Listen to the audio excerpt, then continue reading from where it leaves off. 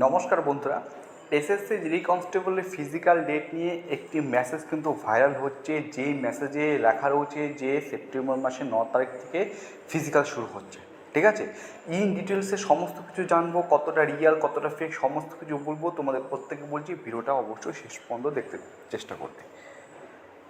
এই হচ্ছে সেই মেসেজটা, দেখো কি লেখা রয়েছে। Call letter for PST PET of constable GD in central arm police forces CAPFS SSF rifleman GD in Assam rifle examination 2024 to be held on.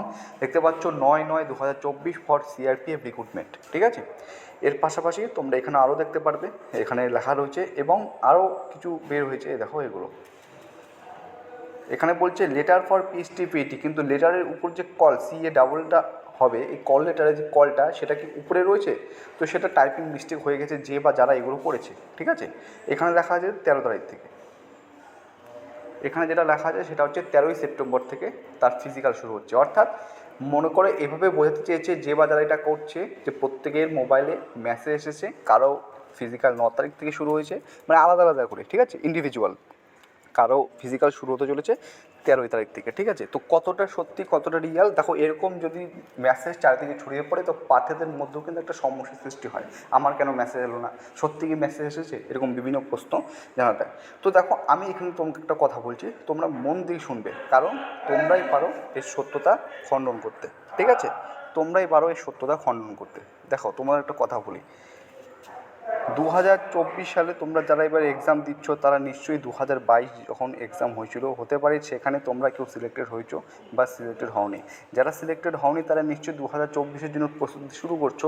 তো তোমাদের প্রত্যেকের কাছে একটা রিকোয়েস্ট থাকবে, এটুকু সত্যি একটা সত্যি কথা, যেটা হচ্ছে এসএসসি জিডি কনস্টেবল 2022-এ নোটিফিকেশান 2022-এ প্রকাশিত হয়েছিল। তার ফিজিক্যাল হওয়ার কথা ছিল 24শে এপ্রিল 2023, কিন্তু 24শে এপ্রিল 2023 তারিখে কিন্তু তোমাদের ফিজিক্যাল শুরু হয়নি। কোনো কারণবশত ফিজিক্যালটা পোস্টপন্ড হয়েছিল এবং ফিজিক্যাল তোমাদের শুরু হয়েছিল 1 মে, 1 মে থেকে। ঠিক আছে, তো ফিজিক্যাল যেহেতু 24 তারিখ থেকে শুরু হয়নি, তো সেই কারণেই তোমরাই এর উত্তর দিতে পারবে। তোমাদের ইমেল, রেজিস্টার্ড ইমেলে কি কোনো এরকম কোনো মেসেজ এসেছিলো? তোমরা একটু যদি ভালো করে দেখতে পারো বা জানো, অবশ্যই কমেন্ট বক্সে কমেন্ট করবে। এরকম কি কোনো মেসেজ এসেছিলো, এটা তোমরা জানাবে।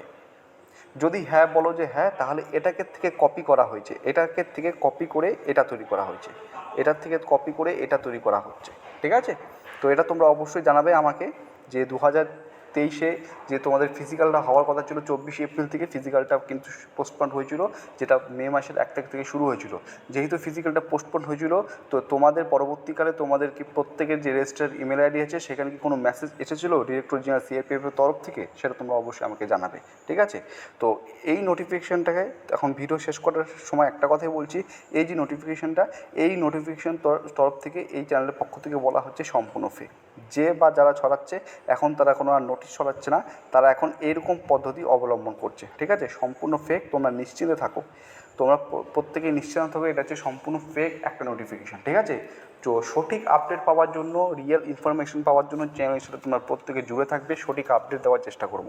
ভুল কোনো আপডেট যদি কোনো হোয়াটসঅ্যাপ বা তোমার টেলিগ্রাম চ্যানেলে তোমরা ছড়িয়ে পড়ে বা তোমরা দেখতে পাও, অবশ্যই সেটা বিচার বিবেচনা করবে। ঠিক আছে, কোনো একটা নোটিশ আমি পেরাল বা কোনো একটা মেসেজ আমি পেরাল, সঙ্গে সঙ্গে আমি গ্রুপে শেয়ার করছি, গ্রুপে সেন্ড করছি, এরকম করবো না। সত্যতাটা প্রথমে আমাদের জানতে হবে। ঠিক আছে, সত্যতা যাচাই করার পর আমি যেমন ভিডিও করছি, যেটা আমার পক্ষ থেকে মনে হয়েছে যে এটা সম্পূর্ণ একটা ফেক।